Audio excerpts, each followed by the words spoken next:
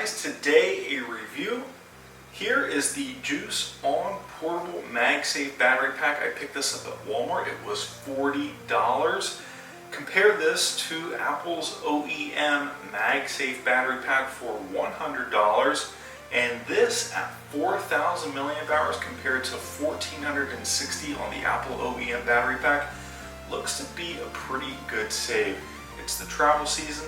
Charge your devices on the go, such as your iPhone or your AirPods. And let's go ahead and start with an unboxing. And let me take you through the first impressions, as this is 2 days later I'm making this video for a test and evaluation. This, by the way, is a first USB-C to USB-C. Good cable to have. A user guide.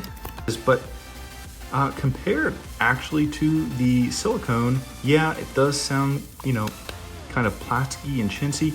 It is thicker and bulkier than the MagSafe battery pack, but surprisingly lightweight. So let's go ahead, attach the iPhone.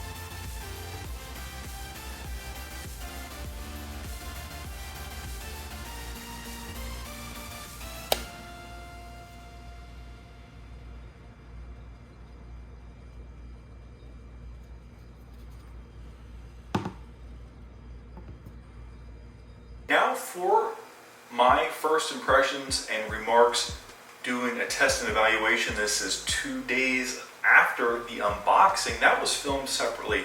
So a good, honest, valuable opinion is what you can expect from this video, especially after having used already the original parts manufacturer from Apple, the Apple MagSafe for $100. That I reviewed over a year ago, and it was a pretty good product.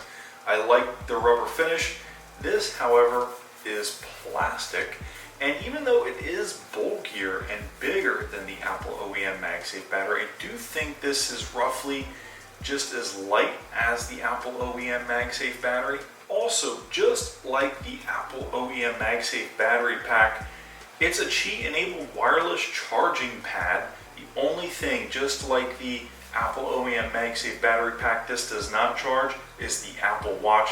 To charge an Apple Watch, you will need the charging puck that comes with it in the box. Something like this charging pad will not work. Now, going back to what I was saying about plastic versus rubber, this I do feel is slippery and not as pocketable as the original OEM MagSafe battery pack, not only because it's bigger, but one thing I wanted to talk about was the dimensions. So it is a 4,000 milliamp hour battery. Keep that in mind compared to 1,460. Now, after having used the Apple OEM MagSafe battery pack with 1,460 milliamp hours, what they normally advertise is being able to charge your iPhone from 0% to 90%. But this, on the other hand, can get you to that 100% down from 0, and to be able to charge additional devices. So I actually found that on the first day of testing this, I was able to charge my Apple AirPods Pro from 0 to 100, and afterwards charge my iPhone from 50 to 97%. Now, for 4,000 milliamp hours, kind of lackluster, but what I wanted to mention or make note of here is simply because it has 4,000 milliamp hours, I think what's important to keep track of is the status of whatever is charging on top. So if it's an iPhone or a pair of AirPods, just know that if they top out at 100%, this being 4,000 milliamp hours will continue to charge those devices and will drain the battery. So getting the device on is a simple process. At the bottom left-hand side is a button that you hold down to turn on. Let's go ahead and demonstrate that. Now, as you can see, there are 4 LED indicator lights at the bottom. Each represent a 25% value. So as you can see, 3 out of the 4 are lit, meaning a capacity of 75%. And what I like actually the most, it works well with the Apple rubber silicone case and probably any Apple OEM case, but also works well with third-party cases like from OtterBox, for example. As you can see, plastic on plastic, by the way. So kind of an interesting combination if you have a plastic OtterBox case. Not sure that you would want plastic on plastic, though the MagSafe portion of the battery pack is rubber. So it's comfortable putting it on, but just something to keep in mind. It does work with both the Apple OEM silicone leather MagSafe enabled cases. Any case, whether it be from Apple or third party, as long as it has MagSafe, will work. A good example, like I just showed you, is this OtterBox case. And last but not least, this MagSafe battery pack charges via USB-C. At 4,000 milliamp hours, I found that it takes about 4 hours to charge. So a good rule of thumb to use is 1 hour per every 1,000 milliamp hours. With 4,000 milliamp hours, this took about 4 hours to charge. As you can see, it actually charges via USB-C. You do get a USB-C to USB-C charge cable in the box. But what I thought was interesting was the Apple OEM MagSafe case, that charges via Lightning. It is easier, it is more convenient to have just a single Lightning cable charging either the battery pack, your AirPods, or the iPhone, instead of having to travel with an additional cable. Traveling with just the iPhone, you will need to carry an extra cable, but traveling with additional Apple devices that use USB-C, for example, this shouldn't be a problem.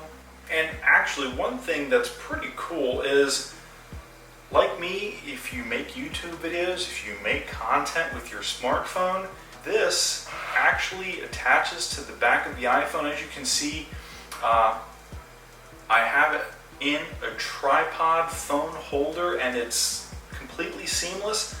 The only downside here is, as you can see, the phone holder is in front of the display. It's blocking the display, so maybe line up your shot first, right? Line up your shot first and then attach the battery pack so that it's charging while it's recording, so you're not using the battery. But hey, for $40, if you're a film person like myself, if you do content creation with your phone and need that extra power, if you want your phone kind of freestanding, maybe doing a live stream or something, have a tabletop tripod like this one, for $40, this is a really nice piece of equipment, useful piece of equipment to have. My biggest gripe compared to the Apple OEM MagSafe battery pack is this does have the ability to turn either on or off, which is good. Potentially going through an airport, if TSA asks you to turn the device off, you can. Whatever the situation may be, if you need to turn the device off, you can. On the contrary, though, this is what I dislike. Sometimes, because this turns on and off, you might make the mistake of attaching and thinking your phone is charging, when in reality, it's not. Anyways, guys, that was a review, a first impressions, a first look, an unboxing. This is a portable MagSafe battery pack at Walmart for $40. This is Walmart's generic brand On. Comes in this orange packaging. Get an associate to help you get it off the shelf because it was locked when I purchased it. It will be locked probably for you at your store. Is this a good alternative to the Apple OEM MagSafe battery pack? And the answer to that is absolutely yes. Though I will say, take this with a grain of salt. The overall quality of this, I think, is good. I think expect this to last. Then again, you know, things from Walmart do tend to break or stop working early on in their life cycle. So for $40, what exactly do you get here? What exactly are you missing? Because on paper, this is a pretty nice piece of equipment to have. It's a nice safety net. It's a nice little piece of security to take with you. Put it in your backpack, charge your phone, your AirPods. It's 4,000 milliamp hours. The Apple OEM MagSafe battery was $14.60, so technically, if you want to say, this is roughly 3 times as powerful and $60 less expensive than the Apple OEM MagSafe battery pack. But like I said, it's Walmart's generic brand. You do get what you pay for, right? There's this really old saying, buy cheap, buy twice. And even though, yes, this has been great for the past 3 days, not sure how this stacks up 3 months from now.